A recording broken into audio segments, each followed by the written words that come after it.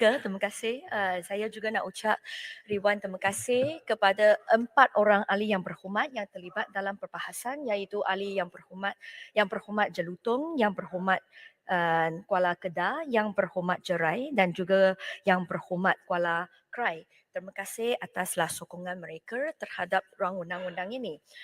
Di sini saya nak menjelaskan sekali lagi bahawa rang undang-undang fee Jabatan Penyiaran Malaysia pengesahan 2023 adalah satu RUU bagi menggesahkan hasil kutipan bayaran program televisyen di bawah Jabatan Penyiaran Malaysia (LTM) mulai 15 hari bulan Mac 2001 hingga 28 hari bulan Februari 2022. LTM menggunakan kadar bayaran ke atas program-program televisyen yang dimilikinya berdasarkan kadar bayaran program LTM yang telah diluluskan oleh Jemaah Menteri pada 14 hari bulan Mac 2001. Tetapi memandangkan bahawa LTM tidak mempunyai maaf okey. Um, Selepas kelulusan Jemaah Menteri tersebut, LTM telah memulakan perkhidmatan penyewaan program-program televisyen iaitu bermula 15 hari bulan Mac 2001 sehingga LTM mendapat teguran daripada pihak Jabatan Peguam Negara AGC dan juga Kementerian Kewangan MOF supaya menghentikan perkhidmatan sehingga perintah fee ini diwatakan. Semua kutipan sewaan selepas 28 hari bulan Februari 2022 adalah menggunakan perintah fee kurungan program televisyen kurungan Jabatan Penyiaran Malaysia 2022 yang telah diwatalkan pada 1 hari bulan Mac 2022. Memandangkan bahawa semua kutipan program televisyen LTM yang telah dibuat mulai 15 hari bulan Mac hingga 2001 sehingga 28 hari bulan Februari 2022 perlu disahkan kutipannya. Jadi hasil kutipan itu telahlah dimasukkan dalam kumpulan wang bersatu dan oleh sebab itu hari ini kita mengemukakan RUU ini supaya kita boleh menggesahkan kutipan fee tersebut yang berjumlah lebih kurang 1.7 juta ringgit. Skop di bawah kadar bayaran program LTN seperti yang ditanya oleh yang berhormat Jelutong, skop kadar bayaran program LTM ini yang diluluskan oleh Jemaah Menteri adalah meliputi pertama kadar bagi pelbagai kategori di bawah program televisyen mengikut kategori siaran dan juga kedua perkhidmatan scan tithing dan juga subtithing. Dan untuk kategori program televisyen yang dikenakan bayaran seperti yang ditanya oleh Yang Berhormat Jelutong dan juga Jerai adalah kategori program televisyen seperti berikut. Ada hiburan, kedua ialah drama, ketiga ialah telefilm, keempat ialah dokumentari, kelima adalah kanak-kanak, keenam adalah bicara wara, ketujuh hal ehwal semasa atau siaran pagi dan kelapan ialah Ah, siaran langsung. sikit ya. Boleh saya habis perenggan Sikit, ini? sikit, sikit. Termasuk nasyid. Saya nak habiskan kategori ini dulu, boleh tak? Okey. Siaran langsung ucapan ataupun ke-8 ialah siaran langsung ucapan ataupun perasmian. Ke-9 adalah majarah rancangan masakan ataupun agama. Ke-10 adalah sukan dan ke-11 adalah candawara. Ke-12 adalah suapan program dan juga ke-13 adalah lagu seringan, klip video, klip persembahan ataupun trailer program. Yang Berhormat Jerai ada soalan? Di kategori pembekalan filem dan hiburan tadi ini termasuk nasyid lah. Sebab dia di kita tempat ni pembekalan program nasyid pun banyak juga. Saya cadangkan lah. Okey. Terima kasih Yang Berhormat Jerai. Okey. Okey. Yang Berhormat Jelutong juga tanya bahawa bagaimanakah kita nak memupuklah ataupun memberilah keutamaan kepada program perpaduan. Saya nak menegaskan di sini bahawa LTM selaku badan penyiar rasmi kerajaan yang mempunyai 6 saluran TV dan juga 34 stesen radio dan platform media digital dan media sosial rasmi iaitu di Facebook, Twitter, Instagram dan YouTube. akanlah sentiasalah memberilah keutamaan kepada program-program yang menarik dan juga boleh memupuk semangat perpaduan. Sebagai contohnya, saya nak bagi satu contoh, bahagian program radio bakallah menyiarkan 30 drama pendek yang berdurasi 30 minit dalamlah pelbagai bahasa dan dialek untuklah bulan kemerdekaan negara yang akanlah datang tak lama lagi. Dan ini adalah hasratlah bahawa kita akanlah selalulah memupuk semangat perpaduan, menyemarakkan semangat perpaduan di antara rakyat jelata. Kerana saya rasa LTM sebagailah bandar penyiaran rasmi kerajaan itu adalah tanggungjawab mereka. Selain daripada itu, juga tidak boleh dinafikan bahawa seperti yang telah disebut oleh beberapa orang yang berkhidmat bahawa sekarang memang kita juga menghadapi pelbagai cabaran kerana orang bukan sahaja menuntut TV ataupun mendengar radio untuk mendapat informasi, tetapi sekarang memang pilihan sudah banyak. Oleh sebab itu, apabila kita menghadapi cabaran sepertilah berita palsu ataupun ucapan bencian, jadi sangat-sangat penting adalah untuk kita memastikan bahawa rakyat jelata dan juga semua warga Malaysia akanlah selalulah buat segmen fakta ataupun kita panggil fact checking dengan izin timbalan yang dibetul untuklah mengurangkan penyebaran berita-berita palsu yang semakin meluas. Di bawah LTM, kami juga telah memperkenalkan program Buah Bicara Pastikan Sahih yang bersiaran setiap hari Isnin sehingga Jumaat pada pukul 2.30 petang hinggalah 3 petang di TV1 dan juga saluran berita bagi mengupas isu-isu berkaitan laporan atau berita palsu terutamanya yang menjadi tumpuan masyarakat. Program tersebut menggalakkan semak fakta ataupun fact checking dengan izin untuk mengurangkan penyebaran berita-berita palsu yang makin meluas. Dan selain daripada itu, saya juga ingin kongsi denganlah Dewan Yang Mulia ini bahawa tindakan-tindakan penguatkuasaan turut diambil olehlah pihak MCMC dan juga PDRM bagilah mengawal dan mengekang penularan berita melalui media sosial terutamanya sepertilah TikTok, WhatsApp, Facebook dan Instagram. Sebagai contoh, dari tahun 2022 hinggalah April 2023, pihak MCMC dengan kerjasama pihak platform media sosial telah menurunkan sebanyak 1,565 kandungan di platform TikTok, Facebook dan Twitter yang melanggar kesalahan piawaian komuniti yang ditetapkan oleh pihak platform media sosial serta pelakuan kesalahan di bawah peruntukan undang-undang sedia ada. Bagi tujuan ini juga, Kementerian Komunikasi dan Digital telah menubuhkan satu task force menangani berita palsu dan 3R pada 1 hari bulan Disember 2022 yang berfungsi bagi memantau berita palsu yang mempunyai kesan negatif terhadap sistem politik, ekonomi, sosial, agama, budaya, keselamatan dan kedaulatan negara. Sejak penubuhan task force tersebut, pihak SKMM telah secara proaktif menjalankan aktiviti pemantauan dan telah menggenapasti kandungan yang berpotensi menjadi berita palsu. Sebanyak 195 kandungan daripada 244 kandungan berbentuk sensitif ataupun provokatif berunsurkan 3R telah diangkat kepada penyedia platform dan peratusan kandungan yang telah diturunkan adalah bersamaan 80%.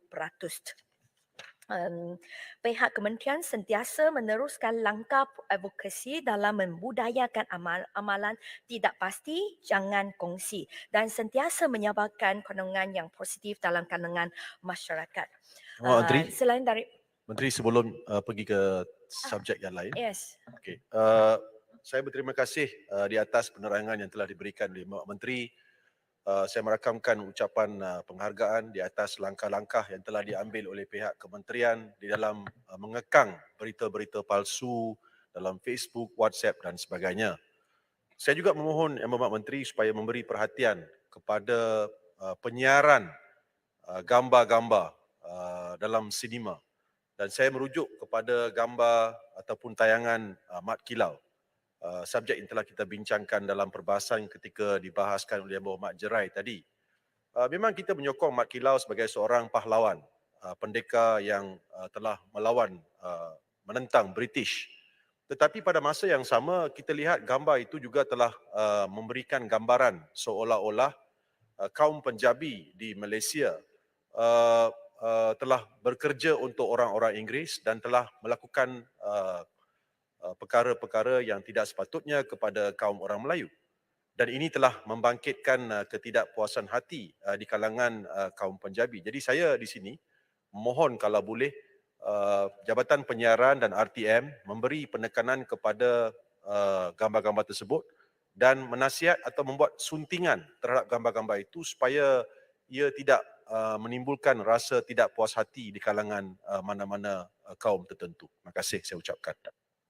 Terima kasih Yang Berhormat Jelutong. Pertama, filem Mak Kilau telah ditayangkan di sinema selepas dah diluluskan oleh LPF. Jadi itu bukanlah di bawah bidang kuasa LTM, tetapi hala tuju ataupun di bawah konsep Malaysia Madani, KKD dan juga Finas dan juga RKM, kami akan sentiasalah memberi fokus dan juga keutamaan kepada kandungan yang bolehlah memupuk semangat perpaduan dan juga bolehlah mencerminkan kepelbagaian dalam masyarakat kita. Itu adalah di bawah konsep Malaysia Madani. Selain daripada saya akan teruskan jawapan saya, Yang Berhormat Kuala Kedai juga tanya tentanglah perincian kutipan sewaan bagi tempoh 15 hari bulan Mac 2001 sehinggalah 28 Februari 2022. Di sini saya nak nyatakan bahawa hasil kutipan antara 2001 sehingga 2011 adalah sebanyak RM550,000. Hasil 2012 adalah sebanyak RM145,650. 2013 adalah sebanyak RM224,098.10. 2014 adalah sebanyak RM269,260. 2015 adalah sebanyak RM720.80. 2016 adalah sebanyak RM156,318. 2017 adalah sebanyak RM44,647.20. Bagi 2018 adalah sebanyak RM329,254. Dan hasil untuk 2022 adalah sebanyak RM42,600. Dan keseluruhannya adalah 1.7 juta. Yang Berhormat Timbalan Menteri. Yes. Yang Berhormat, yes, sila. Saya ada soalan. Tadi dinyatakan tentang perincian tahunan. Cuma dilihat pada tahun 2015, lebih kurang dapat pendapatan tu hanya 700 lebih. Jadi kenapa ada perbezaan antara negara tahun-tahun berkenaan? Sekian. Ya, memang. Jadi saya nak nyatakan di sini bahawa data kutipan yang diperoleh adalah berdasarkan janaan daripada sistem terimaan kerajaan mengikut tahun semasa. Perlu dimaklumkan bahawa data consolidation hanya menyimpan data untuk tempoh 7 tahun sahaja dan data kutipan tahun-tahun yang tidak mempunyai rekod dinilai berdasarkan anggaran trend kutipan oleh akaunten jabatan. Jadi memang ada kesulitan di sana untuk kita menggena pasti apa sebab pada tahun 2015 kutipan begitu rendah, tetapi saya harap bahawa Yang Berhormat boleh teruslah memberi sokongan untuk rang undang-undang ini kerana rang undang-undang ini tujuannya adalah untuk menggesarkan kutipan yang telah dibuat untuk tempoh masa tersebut. Sokong. Terima kasih Yang Berhormat. Terima kasih. Yang Berhormat Kuala Kedah dan juga Yang Berhormat Jerai juga tanya selepas kita buat kutipan ini, bagaimana kita nak pastikan bahawa kami akan teruslah menaik taraf, menaikkan mutu penyiaran dan juga membawa kandungan yang lebih menarik. Saya di sini nak menjelaskan bahawa LTM melaksanakan untuk pastikan bahawa LTM akan teruslah membawa kandungan yang lebih menarik dan juga mendidik. Kami akan melaksanakan perolehan program TV RTM secara request for proposal RFP melalui 4 kaedah, iaitu RFP melalui sistem pitching umum diiklankan bagi pembekalan program TV swasta baharu dengan pembekal tempatan. Dan kedua adalah RFP melalui sistem penilaian bahan diiklankan untuk pembekalan program TV itu adalah untuk bahan siap ataupun kita panggil finish product dengan izin swasta denganlah pembekal tempatan.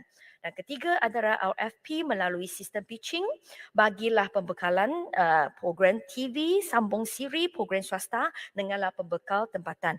Dan keempat adalah RFP melalui sistem pitching umum diiklankan bagi pembekal program TV swasta dan penilaian screener bagi program syndicated denganlah pembekal tempatan.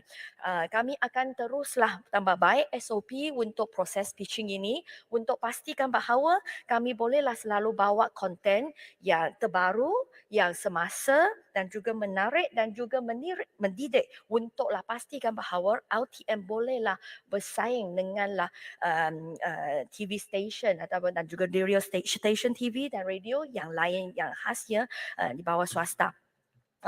Datuk speaker, timbalan speaker yang saya hormati, saya hanya nak bagi sedikit ulasan lagi iaitu soalan juga ditanya oleh Yang Berhormat Jerai bahawa sama ada fee yang dikutip ini akanlah bagaimana fee yang dikutip ini akan membantu industri perfilman.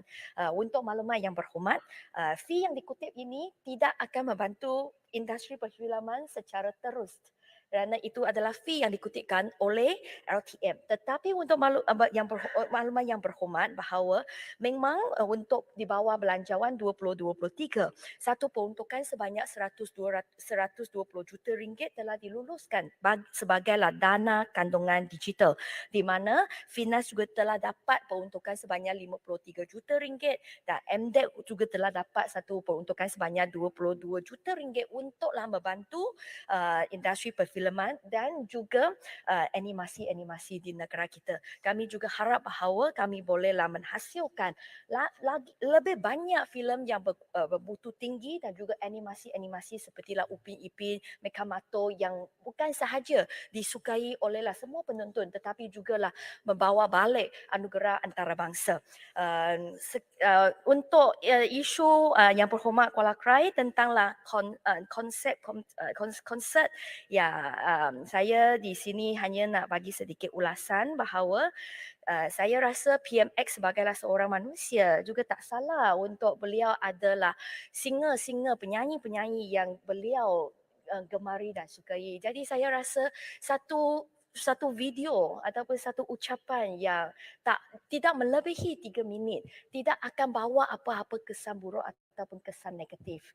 Jadi sebagai seorang manusia saya percaya bahawa banyak yang duduk dalam dewan ini juga ada penyanyi ataupun artis yang berhormat gemari sukai ataupun sokongi. Jadi janganlah kita terlalu politikkan industri muzik, industri filem. Biarlah industri kreatif ini teruslah berkembang dan jugalah membawa nama Malaysia ke pesara dunia. Akhirnya saya akan tamatkan ucapan saya. Tahun ini juga melupakan ulang tahun ke-77 untuk LTM. Jadi di sini saya hanya nak menjemput semua ahli-ahli yang berhormat dan juga semua warga Malaysia untuklah teruslah menyokong LTM dan jugalah mengucap ulang tahun ke-77 kepada LTM. Sekian sahaja. Terima kasih Timbalan Speaker. Terima kasih Yang Berhormat.